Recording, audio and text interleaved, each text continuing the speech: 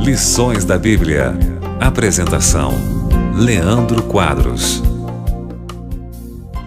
Nesta semana, amigo ouvinte, vamos estudar sobre a adoração a Deus e de que maneira a adoração ao verdadeiro Deus nos leva a ajudarmos aos oprimidos e aos necessitados. Será uma lição muito importante porque vai demonstrar a íntima relação entre a religião verdadeira, entre a adoração ao verdadeiro Deus e a relação com a ajuda aos necessitados. Porque, afinal, os adoradores de Deus, ao contemplarem ao Criador e se relacionarem com Ele, se parecerão cada vez mais com Deus. E, em consequência, terão pelas pessoas o interesse que Deus tem.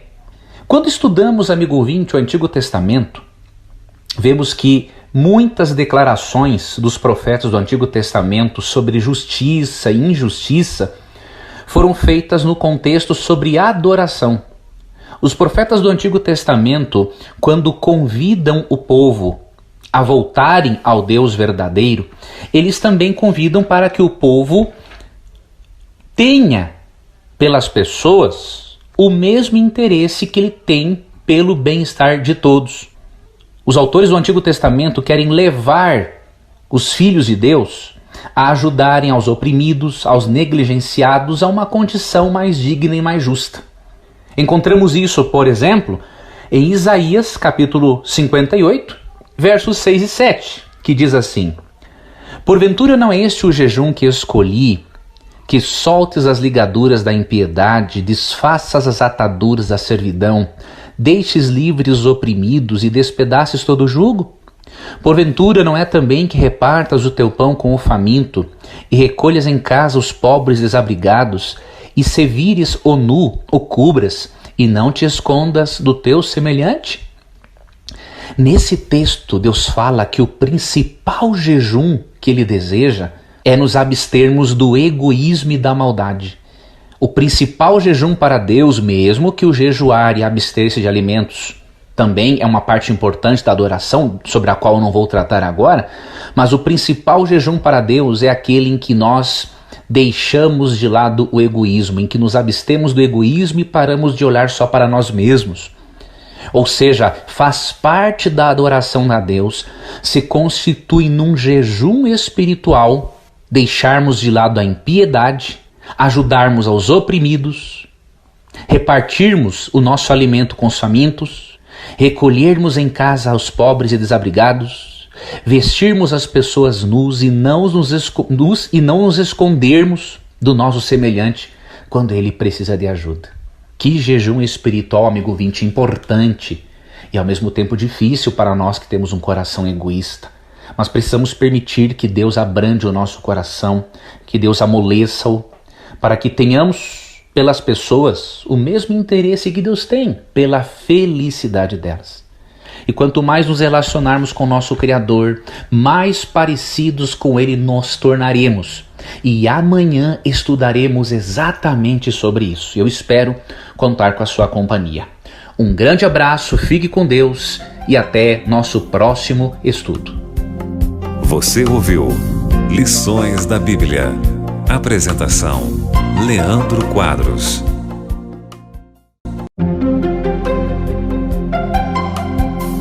Lições da Bíblia. Apresentação: Leandro Quadros. Você sabia, amigo ouvinte, que uma das consequências da idolatria no Antigo Testamento era elevar o povo a um patamar absurdo de egoísmo? Veja que interessante. A Bíblia nos mostra que o nosso interesse pelo próximo ou desinteresse está intimamente relacionado à forma como nós adoramos ou a quem nós adoramos. Existe uma lei espiritual, amigo ouvinte, que diz que nós somos transformados à imagem daquele que nós adoramos. A tendência é nos tornarmos parecidos com o objeto ou pessoa a quem adoramos. Existe também o chamado modelamento. Mesmo que você não adore alguém, Mas se você tem a tendência a conviver com este alguém, com as ideias dessa pessoa, você vai se modelando à semelhança dela. Por que muitos profissionais de sucesso acabam lendo biografias de grandes empreendedores? Porque ao ler essas biografias, pode-se modelar a essas pessoas, compreender a programação mental delas para você também ter sucesso. Então, se nós não podemos negar a força do modelamento, imagine se vamos negar a força da adoração. É por isso que você e eu devemos adorar apenas ao único Deus verdadeiro, porque se adorarmos a deuses falsos ou venerarmos pessoas que não são deusas, pode ter certeza que nós vamos ser transformados à imagem daquilo que adoramos ou veneramos. Esta lei espiritual se encontra aqui no Salmo 115, e eu vou ler para você. E ao ler o Salmo 115, dos versos 1 a 8, você vai perceber o quanto a adoração ao verdadeiro Deus influencia na forma como nós tratamos as pessoas. Salmo 115, 1 a 8, vou ler aqui na Nova Versão Transformadora, diz assim: Não a nós, Senhor, não a nós, mas ao teu nome seja toda a glória, por teu amor e por tua fidelidade. Porque as nações dizem, onde está o Deus deles? Nosso Deus está nos céus e faz tudo como deseja. Seus ídolos não passam de objetos de prata e ouro, formados por mãos humanas. Têm boca, mas não falam, olhos, mas não veem. Têm ouvidos, mas não ouvem, nariz, mas não respiram. Têm mãos, mas não apalpam, pés, mas não andam, garganta, mas não emitem som. Aqueles que fazem ídolos e neles confiam são exatamente iguais a eles. Esta é uma lei espiritual muito séria. Nós nos tornamos iguais, vamos nos tornando cada vez mais parecidos àquilo ou a quem adoramos. Por isso que há uma ênfase muito grande na Bíblia para não adorarmos outros deuses, além do Deus de Israel, porque Ele é o único Deus verdadeiro e porque ao adorarmos nos pareceremos mais com Ele. Quando o povo de Israel fracassou nisso e caía na tentação da idolatria, o povo de Israel se tornava semelhante ao caráter das divindades pagãs que eles adoravam. Por quê? Porque muitas divindades pagãs foram projetadas, na verdade todas, foram projetadas com o caráter das criaturas, dos seres humanos que as criavam. Então muitos seres humanos amavam a guerra, criavam deuses da guerra.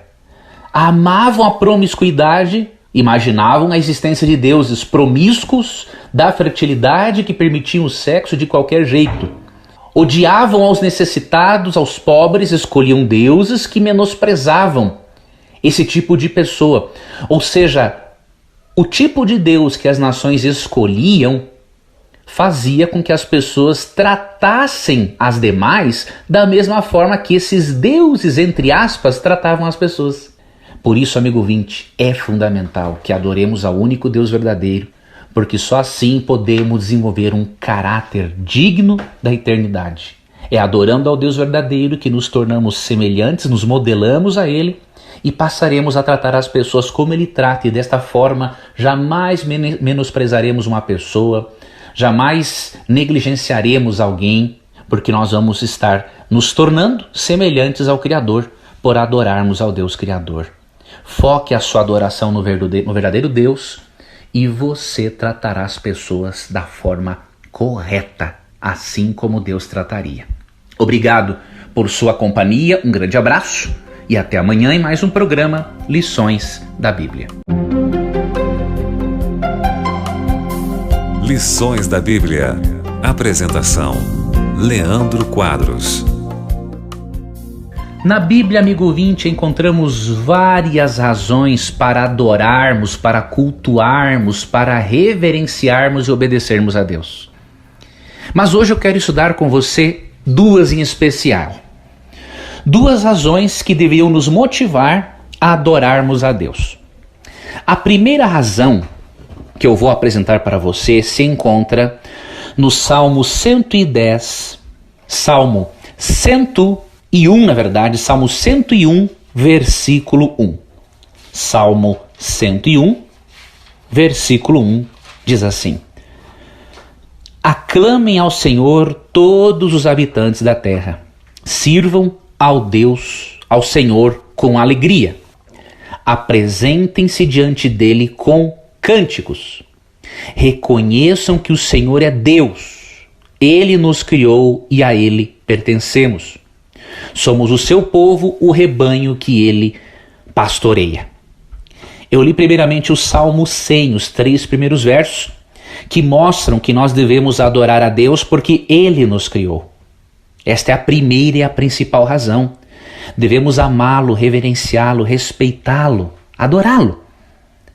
Por ele ser o nosso Criador, porque nós devemos a nossa vida a ele. Outra razão encontramos agora no Salmo 101:1. Cantarei o teu amor e a tua justiça, Senhor, com cânticos te louvarei.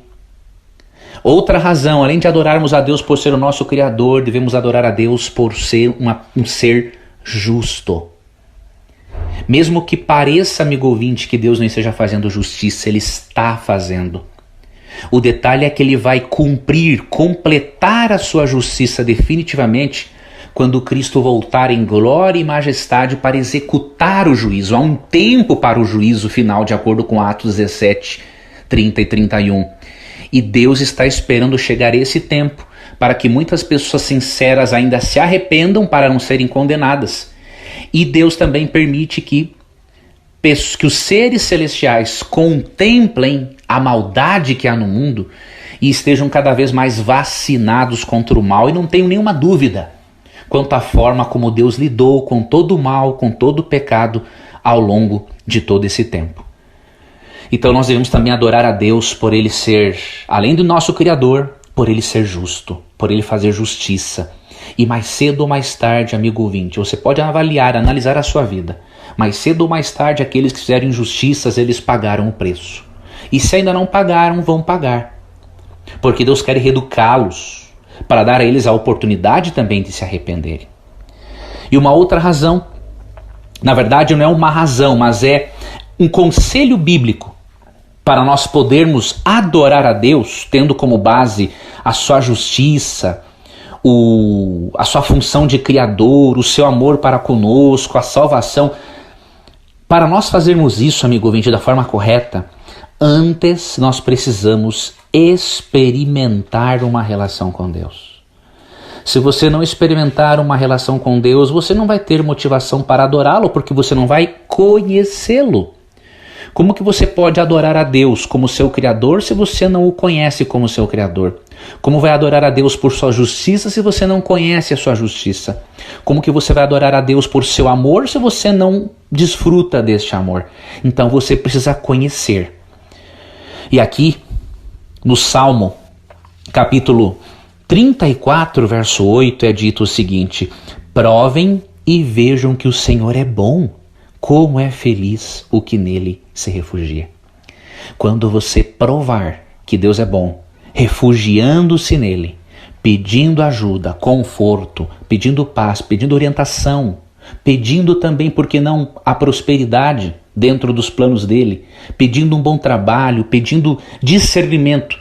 Quando você se aproximar de Deus, se relacionar intimamente com ele, fazer de Cristo o seu amigo, Senhor da sua vida e o seu Deus, não tenha dúvida alguma.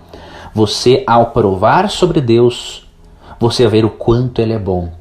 E isto fará com que você o conheça ainda mais, para que você esteja cada vez mais motivado, mais motivada a adorá-lo em espírito e em verdade, como diz Jesus em João 4, 23 e 24. Foi muito bom ter estado com você neste programa Lições da Bíblia. Amanhã daremos sequência ao nosso estudo e eu espero contar com a sua companhia. Um abraço carinhoso e até amanhã. Não se esqueça de se inscrever aqui no canal, isso é muito importante. Quando você se inscreve no canal e também ativa o sininho das notificações, além de você receber em primeira mão um conteúdo de qualidade, você estará me ajudando a crescer aqui no YouTube. É muito importante para o Google perceber que as pessoas gostam. Então é importante que você se inscreva no canal, ative as notificações, que você curta o vídeo. Quanto mais você curtir e compartilhar com as pessoas, mais você me ajuda nesse trabalho de evangelização, de educação, reeducação espiritual que eu tenho feito aí com muitas pessoas. Então eu conto com você e obrigado por sua confiança neste trabalho. Lições da Bíblia. Apresentação: Leandro Quadros. Nesta semana estamos aprendendo que a verdadeira adoração na Bíblia faz com que o adorador trate as pessoas da forma como Deus gostaria que elas fossem tratadas. O verdadeiro adorador, ele demonstra no seu cuidado para com os necessitados e os pobres, de que realmente a mensagem de Deus faz a diferença no seu coração, lhe transforma. E o profeta Amós, entre outros profetas bíblicos, demonstraram o total desagrado de Deus com aqueles que participavam de rituais religiosos, porém, a sua conduta não revelava a eficácia desses rituais na vida deles. Para você ter uma ideia, Deus estava dizendo para eles constantemente que as músicas dos hinos que eles cantavam não podiam abafar o grito, o clamor daqueles que eram oprimidos, pobres e necessitados. Em Amós capítulo 8, verso 4, o profeta chegou a descrever o povo de Israel como sendo pessoas que tinham gana contra o necessitado, e ainda ele diz que eles destruíam os miseráveis da terra. Isso está em Amós capítulo 8, verso 4. E no verso 6, o profeta diz que os israelitas eram tão hipócritas no seu culto, vários deles eram tão hipócritas no culto, que ao terminarem os rituais, eles não viam a hora de terminar os rituais para reabrirem o seu comércio desonesto. E por meio desse comércio desonesto, diz Amós capítulo 8, verso 6, que eles compravam os pobres por dinheiro e os necessitados por um par de sandálias. A corrupção era muito grande. E o que Deus chegou a dizer sobre o culto deles? É uma mensagem muito forte, amigo ouvinte, que também apresenta a mensagem de Deus para o nosso culto em nossos dias, se nós estivermos caindo no mesmo erro que o povo de Israel. E isso está em Amós capítulo 5, versos 21 a 24, vou ler para você. Sinto, aqui é Deus falando, imenso desprezo de suas festas religiosas. Não suporto suas reuniões solenes. Não aceitarei seus holocaustos, nem suas ofertas de cereal. Não darei a mínima atenção para suas melhores ofertas de paz. Chega de seus ruidosos cânticos de louvor. Não ouvirei a música de suas harpas. Em vez disso, quero ver uma grande inundação de justiça, um rio inesgotável de retidão. Essa mensagem é muito forte. Por eles não inundarem a vida deles e a nação com justiça e com retidão, mas simplesmente oprimirem as pessoas, serem uma coisa na adoração e outra no dia a dia, Deus disse que sentia imenso desprezo pelas festas deles. Deus não aceitava mais a adoração deles. Os cânticos eram barulhentos, não agradavam os ouvidos de Deus. E eu pergunto, amigo ouvinte, se Deus olhasse para a sua religião e visse a forma como você trata as pessoas, como você atende aos que necessitam, será que Deus não estaria dizendo para você assim: filho, eu lhe amo muito, mas o seu culto, eu sinto imenso desprezo pela forma como você me adora. Eu sinto imenso desprezo pelos cultos onde você vai. Eu não quero receber mais a sua adoração e os seus sermões. Para mim, de nada adianta. Eu não aguento mais ouvir o barulho das suas músicas, porque você canta com a boca, mas o coração está longe de mim. Já pensou se Deus dissesse isso para você e para mim? E Ele pode estar dizendo isso para nós. Se a nossa conduta religiosa não condiz com aquilo que nós professamos ao longo de nossa adoração, ao longo de nossos cânticos, precisamos, amigo ouvinte, permitir que o Espírito Santo torne a nossa religião prática. Porque o que Deus mais quer de nós é algo extremamente simples, porém maravilhoso, que gera transformação em nós e que gera transformação naqueles que estão ao nosso redor e influenciará muito para o bem a sociedade.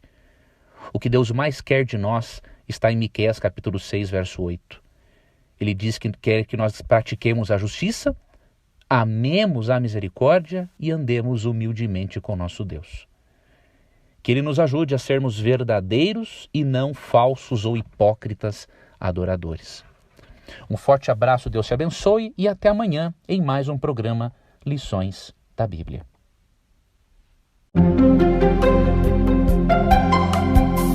Lições da Bíblia. Apresentação: Leandro Quadros. Hoje vamos aprender como que deve de ser a verdadeira adoração a Deus. O povo de Israel, amigo ouvinte, havia se esquecido de que a adoração a Deus é prática, ou seja, ela é mais do que rituais religiosos. Os rituais são muito importantes porque são recursos didáticos de Deus para nos ensinar sobre Ele, sobre o seu caráter, sobre as suas verdades. Entretanto, a adoração é mais do que isso. A adoração envolve a prática, porque quando participamos dos rituais e aprendemos mais sobre Deus, nós vamos praticar aquilo que aprendemos e manifestaremos na nossa forma de agir que nós nos interessamos pelas pessoas, assim como Deus se interessa.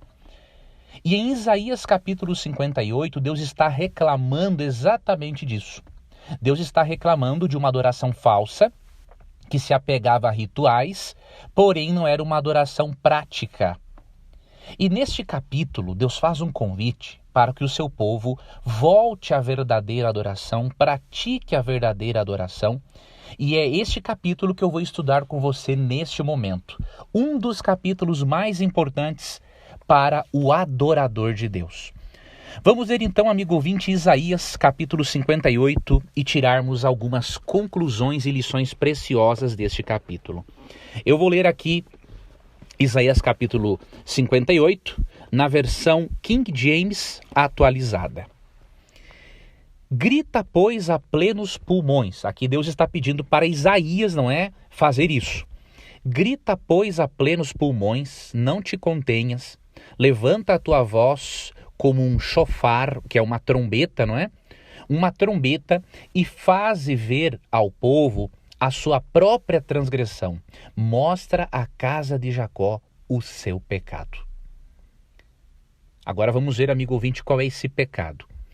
Pois ainda assim, este povo tenta me encontrar dia e noite.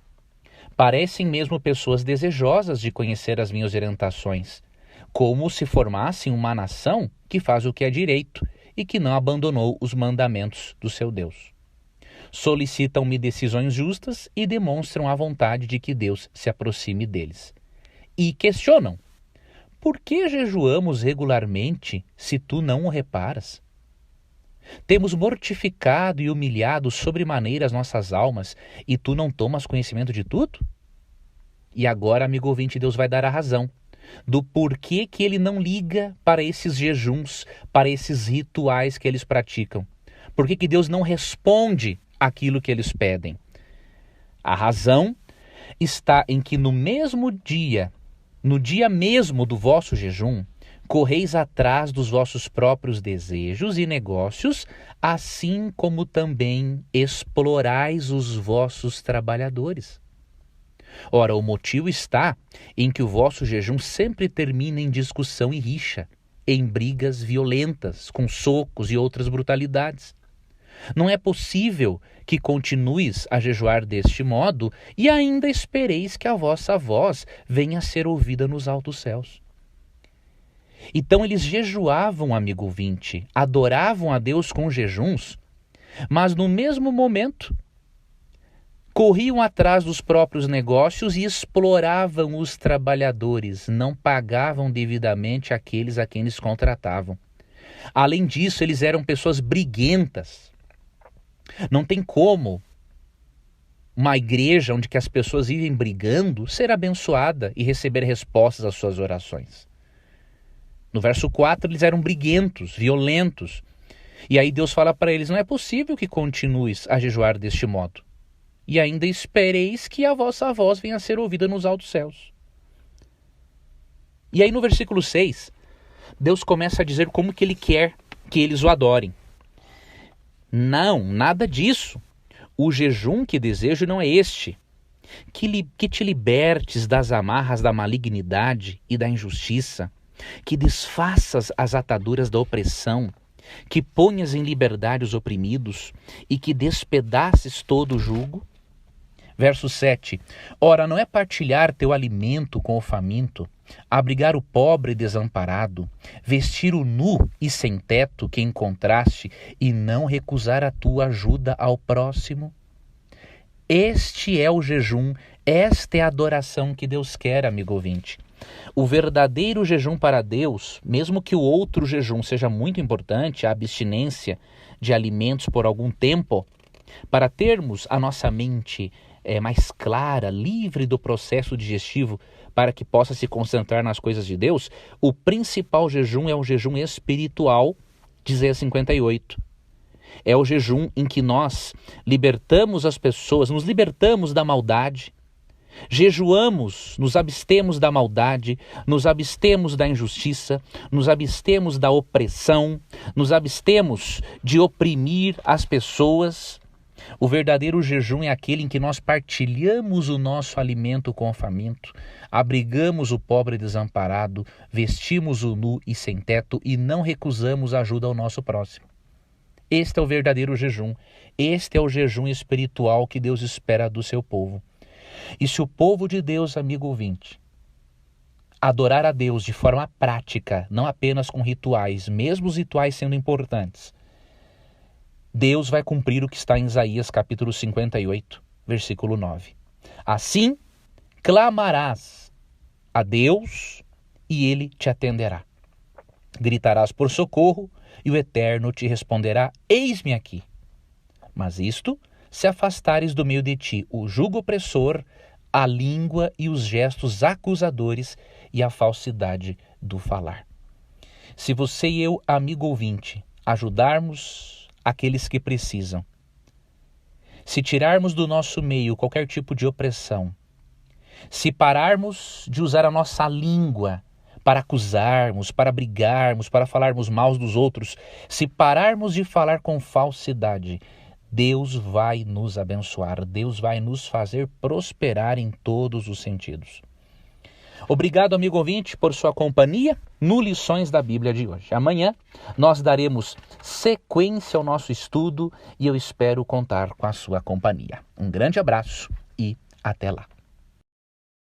Não se esqueça de se inscrever aqui no canal, isso é muito importante. Quando você se inscreve no canal e também ativa o sininho das notificações, além de você receber em primeira mão um conteúdo de qualidade, você estará me ajudando a crescer aqui no YouTube. É muito importante para o Google perceber que as pessoas gostam. Então é importante que você se inscreva no canal, ative as notificações, que você curta o vídeo.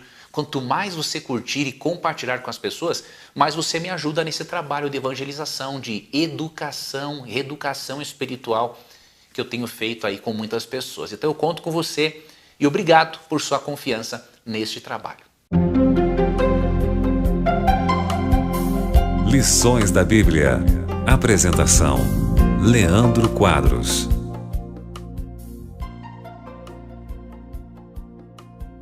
Do mesmo modo que os autores do Antigo Testamento, Jesus no Novo Testamento condenou o culto hipócrita.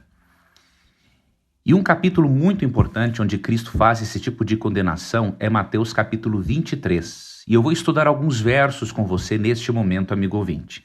Versos que vão nos ajudar, inclusive, a avaliarmos se nós somos verdadeiros ou falsos adoradores. Primeiramente, vamos ler Mateus capítulo 23, versículo 14. Ai de vós, doutores da lei e fariseus hipócritas, porque devorais as casas das viúvas e, para disfarçar, encenais longas orações. E, por isso, recebereis castigo ainda mais severo. A lei de Deus, amigo ouvinte, em Êxodo 22, verso 22, já protegia as viúvas de qualquer tipo de exploração. Entretanto, os fariseus criaram um dispositivo legal, diríamos assim, entre aspas, para poder tirar os bens materiais das viúvas.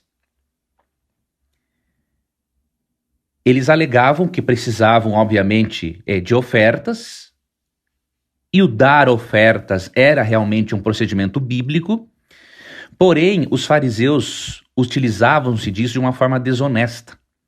Eles convenciam, por exemplo, as viúvas ricas a doarem seus bens para o templo. Só que eles em seguida usavam esses bens para a vantagem própria deles, para uso pessoal. Ou seja, em nome de uma oferta que era algo lícito para Deus, eles acabavam utilizando-se da oferta para explorar aquelas pessoas que mais precisavam do dinheiro. Deus nunca foi contra a oferta, Deus nunca foi contra o sistema de dízimos. Deus é contra qualquer tipo de distorção daquilo que ele ensina. Por exemplo, em Mateus 23, Cristo tem uma condenação para aqueles que dizimavam, porém deixavam de lado outros aspectos importantes da lei de Deus. E você vê nesse texto que Cristo não é contra o dízimo em si, mas ele é contra o culto hipócrita. E em Mateus 23 lemos: Ai de vós, doutores da lei e fariseus hipócritas, porque dais o dízimo da hortelã, do endro e do cominho, mas tendes descuidado dos preceitos mais importantes da lei, a justiça, a misericórdia e a fé. Deveis sim praticar estes preceitos sem omitir aqueles. Então Cristo mostra que justiça, misericórdia, fé, dízimo, tudo tem que andar junto. Um adorador de Deus, ele não pode escolher aquilo que ele quer praticar e aquilo que ele não quer. Então Cristo condena, amigo ouvinte, neste capítulo, o culto hipócrita. Aquele em que a pessoa se utiliza da própria Bíblia para adaptá-la às suas conveniências. De acordo com Jesus, no versículo 14, quem faz isso vai receber um castigo ainda mais severo. Há muitas pessoas que sabem que a Bíblia ensina uma coisa e elas manipulam para se adequar à vida delas ou às preferências teológicas delas. Deus vai cobrar muito pesado por isso, porque de certa forma essas pessoas acabam enganando, iludindo outras, levando-as para o mesmo buraco. Ao mesmo tempo, aprendemos nesses versos, amigo ouvinte, que Deus não aceita um culto hipócrita. Ou seja, a pessoa é alguém no momento do culto, das cerimônias, mas no dia a dia, na forma de tratar o próximo, é outra. Deus abomina esse tipo de coisa. E os fariseus não paravam por aqui. Quando você vai para Marcos capítulo 7, 11 a 13, você vê que eles criaram outro recurso legal, entre aspas, para explorar aquelas pessoas necessitadas. Dizem Marcos 7, 11 a 13, que eles se utilizavam da chamada corbã. Corbã é uma palavra que vem do hebraico que significa uma oferta, uma dádiva. Então, quando um fariseu chegava na casa de alguém e pronunciasse essa palavra corbã, tudo aquilo que estava naquele local era dedicado a Deus, entre aspas, e ao templo. E eles aproveitavam para usar-se desse procedimento para tirar bens das pessoas idosas, transgredindo o mandamento que diz para honrar pai e mãe. Ou seja, mais uma vez percebemos a disposição pecaminosa humana de manipular a Bíblia, manipular a palavra de Deus para atender aos próprios caprichos egoístas. Amigo ouvinte, que nós não caiamos nesta condenação dos fariseus. Porque como diz Jesus em Mateus 23:14, ai de vós, doutores da lei e fariseus hipócritas, porque devorais as casas das viúvas e para disfarçar encenais longas orações, e por isso recebereis castigo ainda mais severo. Que o nosso culto seja verdadeiro e que a nossa adoração ao verdadeiro Deus se manifeste numa forma justa, amável e honesta de tratarmos todas as pessoas. Lições da Bíblia. Apresentação: Leandro Quadros. Hoje, amigo ouvinte, vamos finalizar o nosso estudo da semana com um dos grandes testes que demonstrarão se a nossa religião é verdadeira ou é falsa. Se a religião fez realmente a diferença em nós ou não. Esse teste se encontra em Tiago, capítulo 1.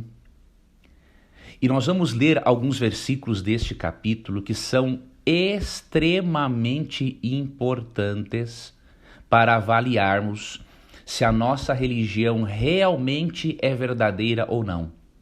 Se a religião é verdadeira em nossa vida ou não.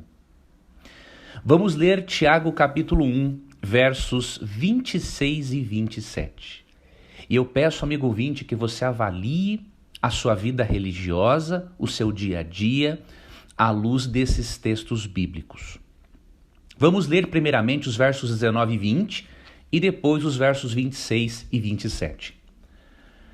Assim, meus queridos irmãos, tende estes princípios em mente.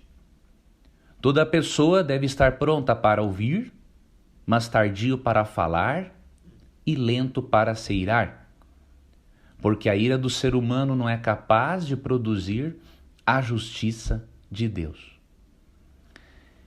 Primeiramente, a pessoa religiosa é aquela que tem os seguintes princípios em mente. Ela é pronta para ouvir, ela é tardia para falar e ela é lenta para se irar, porque a ira do ser humano não é capaz de produzir a justiça de Deus.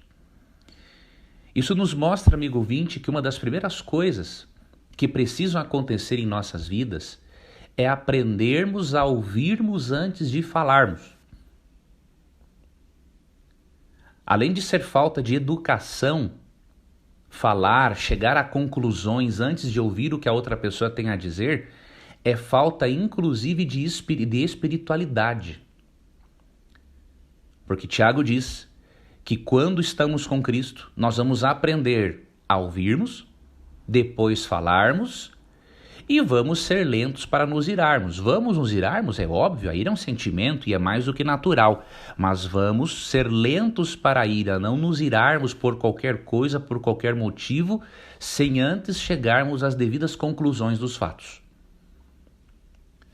Outros versículos importantes se encontram em Tiago, agora capítulo 1, versos 26 e 27. E aqui é um teste de fogo muito grande.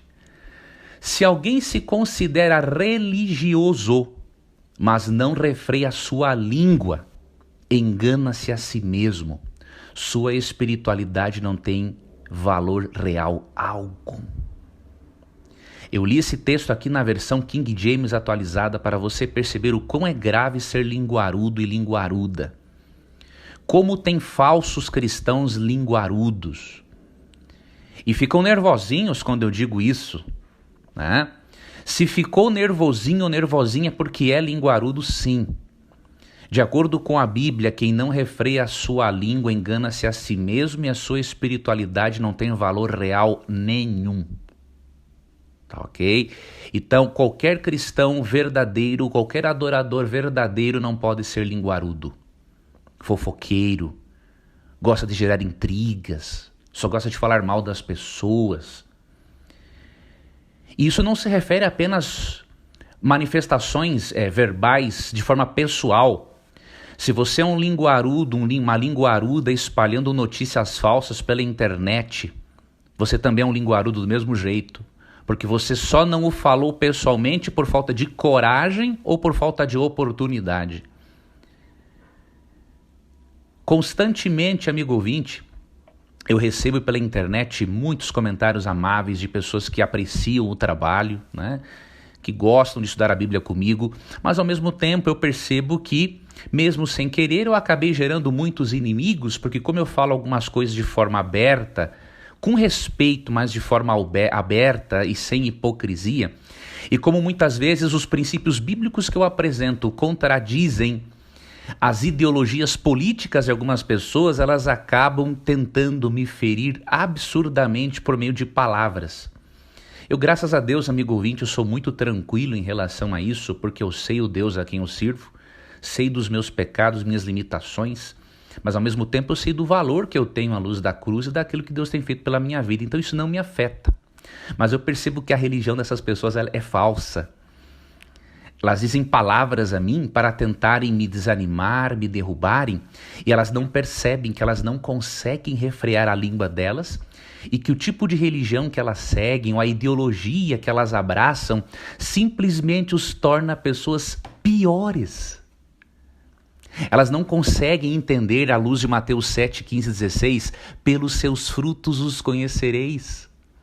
Elas não conseguem perceber que são pessoas irritadiças, que menosprezam as pessoas, que ofendem com palavras de baixo calão, se diminuem as pessoas moralmente. Elas não percebem que elas são linguarudas, são falsas religiosas, estão se enganando, estão achando que estão indo para o céu, sendo que estão mais próximas do inferno. É uma pena que a pessoa não perceba isso. É uma pena que muitas pessoas não percebam que a forma como elas buscam a religião as torna pessoas piores. É uma pena que muitas pessoas não percebam que o tipo de ideologia filosófica, religiosa ou política que elas abraçam as torna pessoas piores. Ainda há tempo de arrependimento.